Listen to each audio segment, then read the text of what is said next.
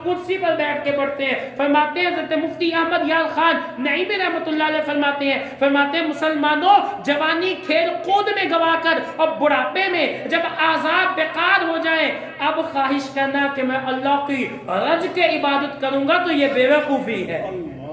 मुफ्ती साहब फरमाते हैं अब ये ख्वाहिश करना कि मैं अब अल्लाह की बड़ी इबादत करूंगा, बड़ी मैं अल्लाह की खूब इबादत करूंगा, बुढ़ापे में पहुंच के जब कोई आज़ाद ही बेकार हो गए तो ये बेवकूफ़ी है, क्योंकि इसने वक्त ज़ाया कर दिया है, इसने वक्त ज़ाया कर दिया है। आगे मुफ्ती साहब फरमाते हैं जवानी में जो कुछ करना है कर लो, जवान नेक आदमी का दर्जा बहुत ज़्यादा बुलंद होता है। जवानी का दर्जा, जवानी में इबादत का दर्जा बहुत ज़्यादा बुलंद होता है। मुफ्ती साहब फरमाते हैं जवानी यकीनन अल्लाह की अता करदा नेमतों में से एक अजीम नेमत है जिसका मोल नहीं है। आप खरबों अरबों करोड़ों रुपया दे लेकिन फिर भी जवानी वापस नहीं आएगी।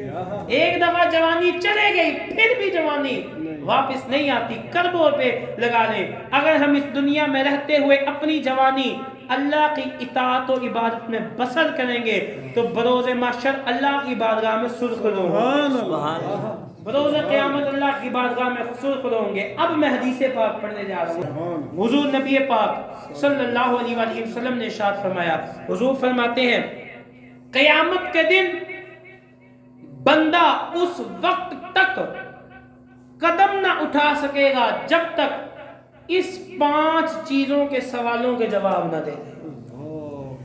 क़यामत वाले दिन बंदा उस वक्त तक कदम नहीं चख सकेगा, उस वक्त तक कदम नहीं उठा सकेगा जब तक इन 5 चीज, ये जो उससे सवालात होंगे, 5 सवालों के जवाब न दे।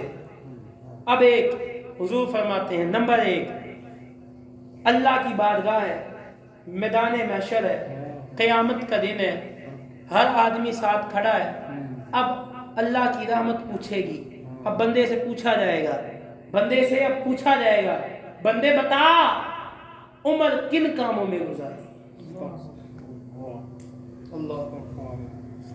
बंदे से पूछा जाएगा, बंदे बता उम्र किन कामों में गुजारी। अब बंदा रब की बारगाह में उस दिन क्या जवाब देगा? कि ये जवाब देगा कि या अल्लाह मैंने अपनी उम्र फजूल कामों में गुजारी, या अल्लाह मैंने सब क़यामत का दिन होगा, अंबिया और रसूल रिश्तेदार खानदान वाले सब मौजूद होंगे, अल्लाह की रहमत से सवाल हो, अल्लाह की रहमत अल्लाह की जानिब से, या फरिश्ते ये पूछेंगे या रब के सामने जब तेरे से ये सवाल होगा कि बता उम्र किन कामों में गुजारी, तो उसी रब के सामने कैसे कहेगा कि तेरी नाफरमानी में गुजारी।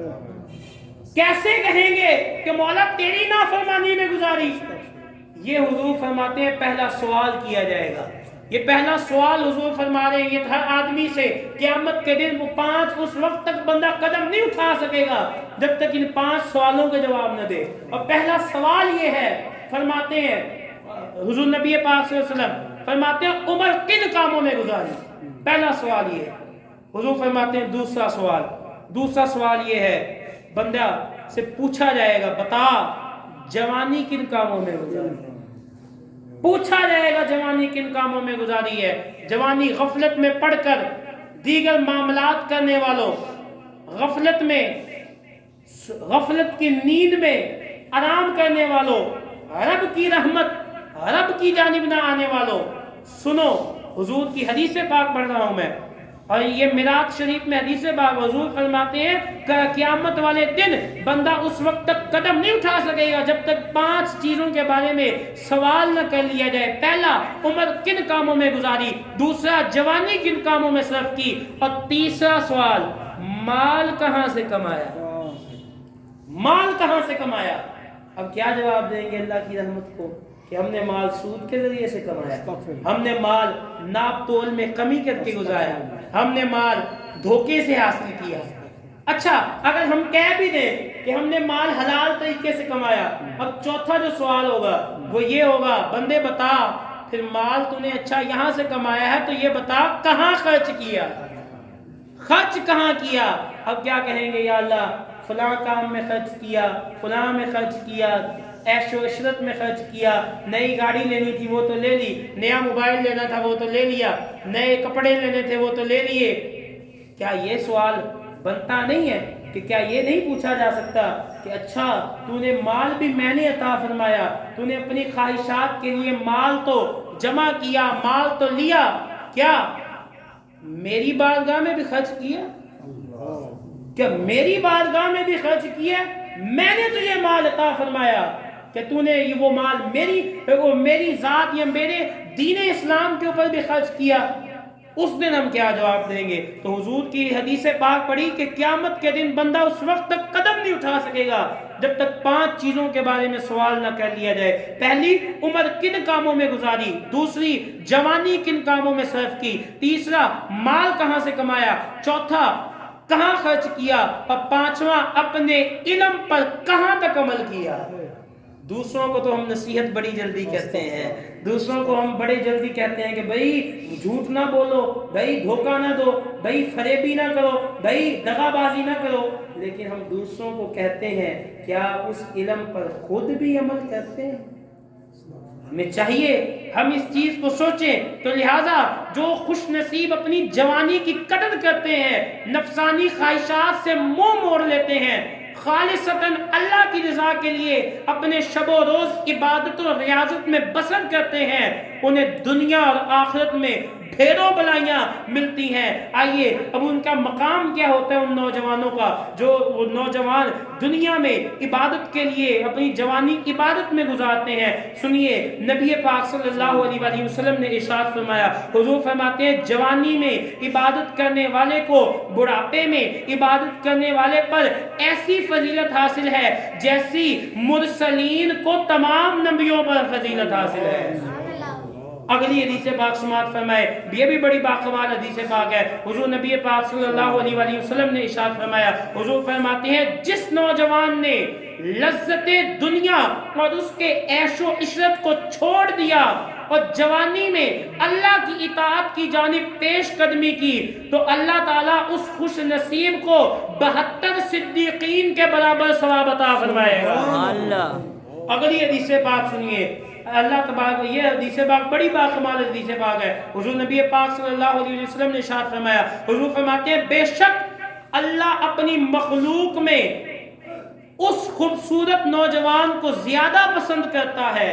آج ہم بھی نوجوان ہیں، کئی نوجوان بیٹھے ہیں، اب دیکھیں اللہ کس کو پسند کرتا ہے۔ بے شک اللہ اپنی مخلوق میں اس خوبصورت نوجوان کو زیادہ پسند فرماتا ہے جس نے اپنی جوانی اپنے اور حسن و جمال کو عبادت الہی میں صرف کیا، اور اللہ کے ہاں اس کا مقام ایسا ہوتا ہے کہ اللہ فرشتوں کے سامنے ایسے بندے پر فخر کرتے ہوئے ارشاد فرماتا ہے، سنو فرشتوں، یہ میرا حقیقی بندہ ہے، سبحان اللہ، یہ میرا حقیقی بندہ ہے۔ اس کا یہ مقام ہوتا ہے جو جوانی میں اللہ کی عبادت کرتا ہے۔ ایک ہے ہمارا کہنا کہ ہم اللہ کے بندے ہیں، ایک ہے رب کا کہنا کہ یہ میرا بندہ ہے۔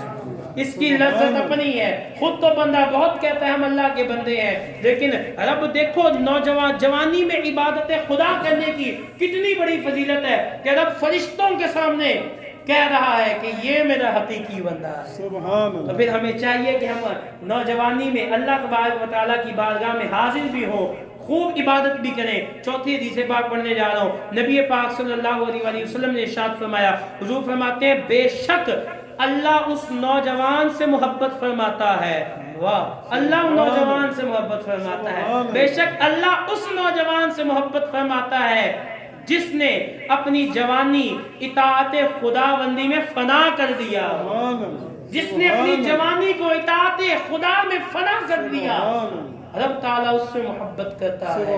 آج بندے کی خواہش، تمنا، آرزو یہی ہوتی ہے کہ رب کی رضا ملے، لیکن وہ کیسی محبت ہے کہ رب تجھ سے محبت کرتا ہے۔ تو پھر نوجوان، او میرے دوستو، او میرے بھائیو، آؤ دین کی جانب کیوں نہ آئے، دین کی جانب کیوں نہ اپنے قدم بڑھائیں۔ وہ کہتے ہیں محبت میں اپنی گما یا الہی، نہ پاؤں میں اپنا پتہ یا الہی، تو اپنی ولایت کی خیرات دے دے میرے غوث کا واسطہ یا الہی۔ سبحان اللہ۔ تو دیکھا آپ نے جوانی کے قدردانوں پر اللہ کیسا فضل و کرم فرماتا ہے، کیسی اس کے اوپر رحمت اللہ تبارک و تعالی نازل فرماتا ہے۔ ہمارے نوجوانوں کو بھی چاہیے کہ آج ہم اپنی زندگی کس کاموں میں گزار رہے ہیں۔ وہ کہتے ہیں ایک دفعہ ایک آدمی جا رہا تھا تو وہ بیچارہ جو بوڑھے ہوتے ہیں نا، بوڑھے تو ان کی کمر جھکی ہوتی ہے، تو وہ لاٹھی پکڑ کے جا رہے تھے، تو لاٹھی پکڑ کے جا رہے تھے تو چند نوجوانوں نے دیکھا تو مذاق مسخری میں کہا بابا جی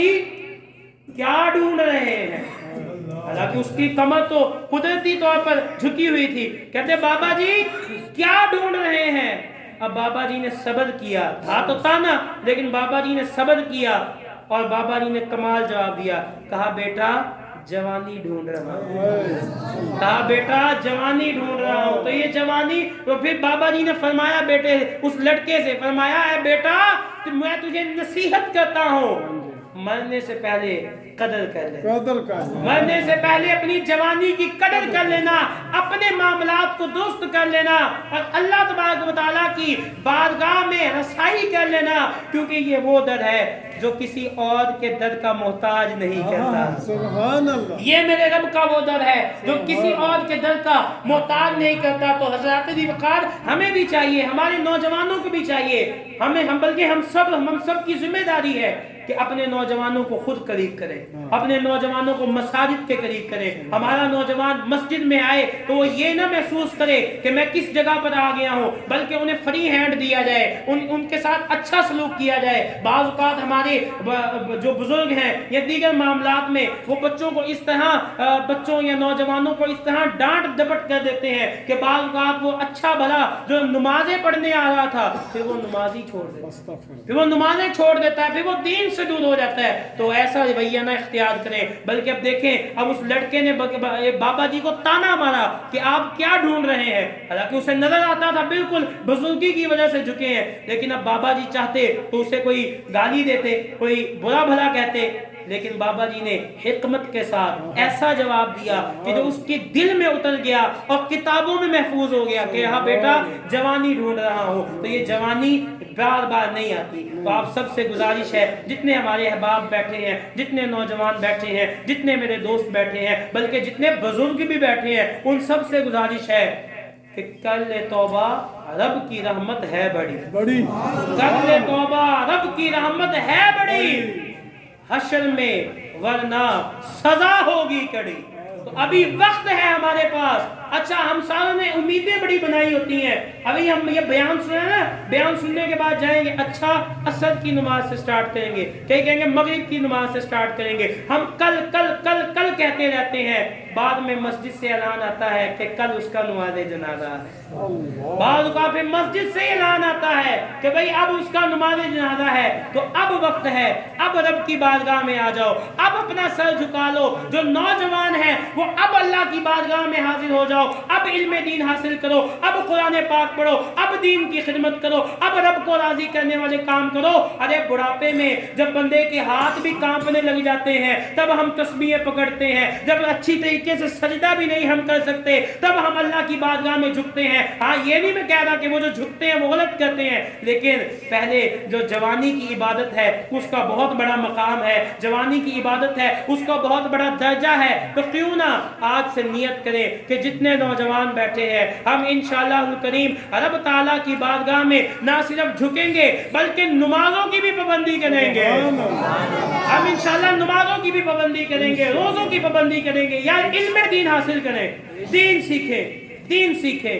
ہماری امت، ہماری نسل، ہماری بطور معاشرہ یہ ذمہ داری بنتی ہے ہم اپنی نسل کو دین کی جانب لے کر آئے۔ جب ہم انہیں دین سے دور کر دیتے ہیں پھر یہ وہی اولاد ہوتی ہے جو آپ کے خلاف بولتی ہے، یہ وہی اولاد ہوتی ہے جو دین کے خلاف بولتی ہے، جو باہر بگڑ جاتی ہے۔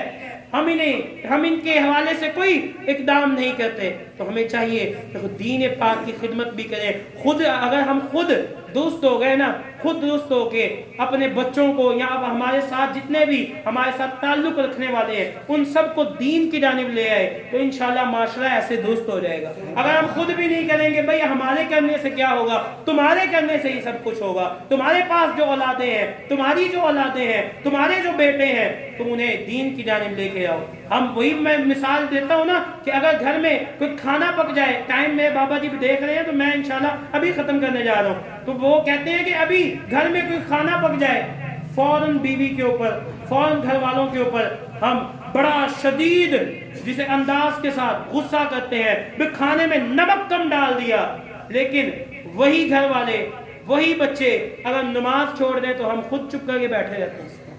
وہاں تمہاری غیرت جاگ جاتی ہے، وہاں تمہیں سب کچھ یاد آ جاتا ہے کہ بھائی تمہیں کھانا پکانا نہیں آتا، وہاں ہم سختی کرتے ہیں، دین کے معاملے میں سختی کوئی نہیں کرتے۔ اللہ عمل کی توفیق عطا فرمائے۔